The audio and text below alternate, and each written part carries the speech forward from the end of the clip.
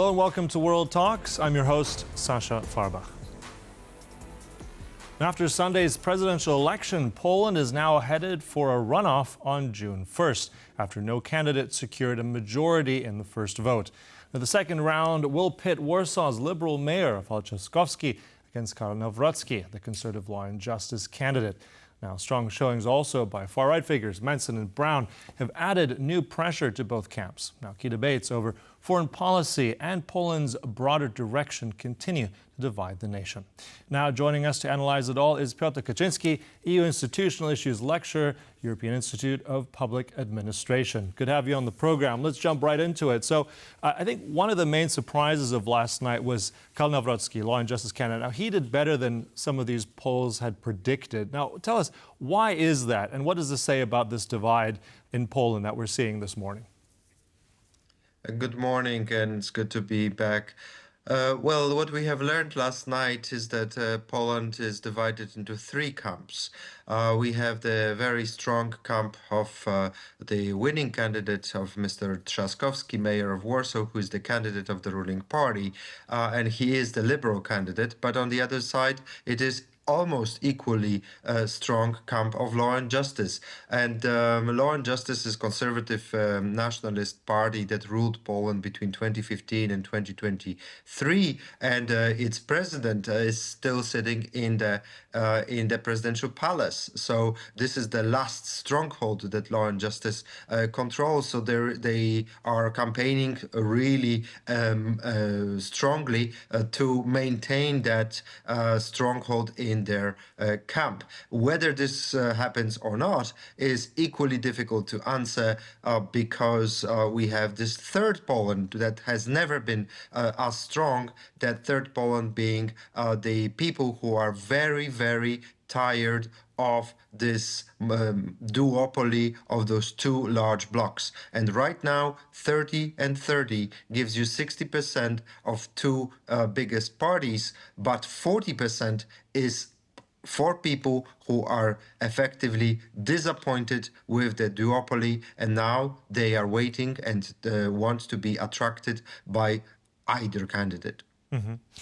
You talk about disappointment as well. I want to just look at some of those numbers. As you just said, we have those two now neck and neck going into the second round with Trzaskowski, 31.2%. Those are the exit polls we have this morning. Karol Nawrocki at 29.7% thereabouts. And as you said, this third camp, I'm curious about this as well. Now, Mr. Mentzen here, this far-right candidate, 14.9%. That's going to be key on where his voters are going to go. And then also this Mr. Braun, I mean, this is an ultra-right, anti-everything, basically. Why did this happen in this way, and where his voters potentially going to gravitate towards? Yeah, so let's take Mr. Mentzen because he's the biggest, the most important element in this second round runoff. Mentzen got 14.9% of the vote, and his coalition is actually not exclusively right-wing coalition. He's the first choice for first-time voters. He is the first choice for the youngest voters. So those are usually the most volatile voters anyway. So you will get a big question mark which way they will go. That's not one-sided that it has to go Nawrocki, because Nawrocki has a problem with being hype, with being interesting to young people. There is no interest among young people to vote Karol Nawrocki, who is considerably younger than Mr. Trzaskowski, but he's appealing mostly to the senior population, not to the youth. And Mentzen is in his 30s. He was very attractive to young voters. And if you didn't want one or the other, you very frequently went for the third guy. And it doesn't matter that your affiliation is with Mentzen today. Tomorrow you can as easily vote, for example, far left. There was interesting consideration during the first election that there was a group of people who were very hesitant about whom to vote for. And apparently they were hesitant between this guy, Mr. Mentzen, and far-left candidate, Mr. Zandberg, who apparently ended up with about 5% of the vote. So that is just showing you how volatile that group is. About 30% of youth voters and about 30% of first-time voters were voting for Mr. Mentzen. So this is for anybody's grab right now. Anyone's grab. You also mentioned volatility. I want to ask you about a question now with some of the main issues in this election. One of them was Ukraine. I mean, that very much also, I think, speaking of volatility, if we look at law and justice, I mean, we look at Mr. Duda, still currently the president of Poland. I mean, very different policy to now his, let's say, not successor, but someone in the same political vein. So looking at the issue of Ukraine, how do you assess how this went down in this campaign? What does that mean potentially for any kind of winner after June 1st and difference in policy? So with Ukraine, this is a very important element to contextualize it. There is an element of the war that Russia is leading in Ukraine. And on this issue, Poland is united almost entirely. You will have about over 90% of people or candidates that were running yesterday and their support collectively that is supporting Ukraine. There is no doubt about it. This includes Trzaskowski, Nawrocki. Actually, it will include Mentzen as well. But then there's the issue of the rights of Ukrainian migrants and Ukrainian refugees in Poland. That has been highly controversial for all the weird and different reasons, but there is a growing fatigue with the presence of over 800,000 Ukrainians in Poland, but this fatigue is extrapolated, is magnified by disinformation coming from Russia, but also by far-right perspectives and disinformation which is Polish, and this explains support for Mr. Braun in the first place, but also some of the voters for Mr. Mentzen, who has been campaigning against the rights of Ukrainians in Poland as well. Another thing, and you mentioned this at the beginning about these 8 years of law and justice as the last vestige of that still being the presidency, that things are trying to change there.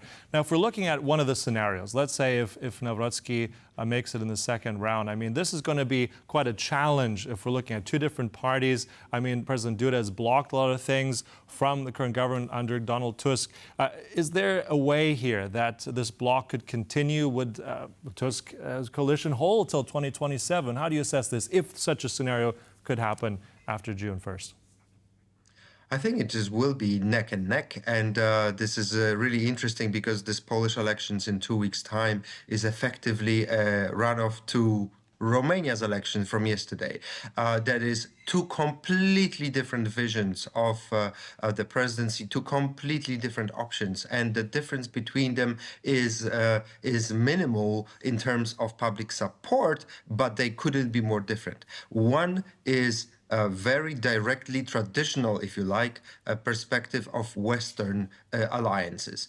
You want, with Trzaskowski, you want strong European Union, you want involvement of Poland in the European process, but also strong transatlantic relationship with, for example, next US president post-2028, because this Polish president will be there until 2030. So that is a classical international liberal perspective, if you like. Mr. Trzaskowski speaks a number of languages. He has been presented here as Bonjour Trzaskowski. So that's him. And then you have Nawrocki, who is more illustrative for a inward-looking rather than choosing your international allies differently. So it's kind of Poland first, and then we cautiously look at the world. So it is nationalism, it is introverted perspective, and it is disengagement with the world. So whether this kind of short-sightedness prevails or not, we'll have to wait and see in about 14 days. Yeah, and that's not a lot of time. And I think one point as well is about actual turnout. And we've had, I think, quite a healthy turnout. It was around 66%, higher than the last president elections in Poland. But if we're looking at also the trajectory of voter turnout, though, you said Romania, comparing that as well. I mean, two starkly different choices here in terms of politics up ahead. Is there going to be voter fatigue? Is this going to mobilize people? How do you see it play out in 2 weeks? Absolutely not. We have seen in the first round that the mobilization of the right was very, very high. If there was relaxation, there was relaxation with the progressives, with the pro-government majority from 2023. 69% is the. We'll have to wait and see what is the final figure. But this is what I've heard this morning from the electoral committee rather than exit polls. So the turnout is decent, but it could be higher in 2 weeks' time. And a lot of the people who have been feeling fatigue, disappointment with the Tusk government over the last 2 years did not necessarily show up to vote. And right now, it will be very important for Mr. Trzaskowski to remind them why they voted in the 2023 elections for parliament, for government, and why they should return to the ballot in 2025 and vote again. I think one of the biggest issues right now for Mr. Trzaskowski, and this is what has been also mentioned yesterday, post-elections analysis, is that he's stepping into the conservative camp, probably backfired a little bit, and he needs to return to his true roots, which is more progressive agenda, especially on the issues of women's rights. All right, I'm not going to ask you for your choice here, but how would you characterize, in a few words, the next 2 weeks of this very intense campaign up ahead as we close? It's going to be very close. It is going to be neck and neck campaign, and we'll see which kind of Poland prevails from those two visions. I mean, this is the most interesting question out there, that you have the biggest Poland out there that is tired of either Mr. Tusk or Mr. Kaczyński, Jarosław Kaczyński, vision for Poland. However, because this 40% is divided, then this 40% needs to make, once again, a choice between pro-government or pro-law and justice. And there will be a lot of negative campaigning. There will be a lot of new scandals coming up, and debates. This is a very important element in this debate. In these elections for Poland, we've had so many debates up to the first round. I don't think we've ever had as many debates. So right now we're going to have debates, and when those two candidates confront each other, might be the decisive moment.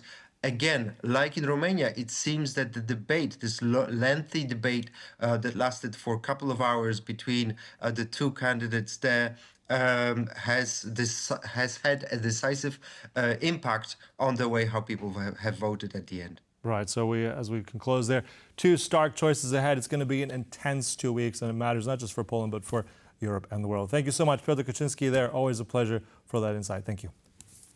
Thank you, Sasha. And thank you for watching. That concludes World Talks. But stay right here. More coming up on TVP World. Goodbye.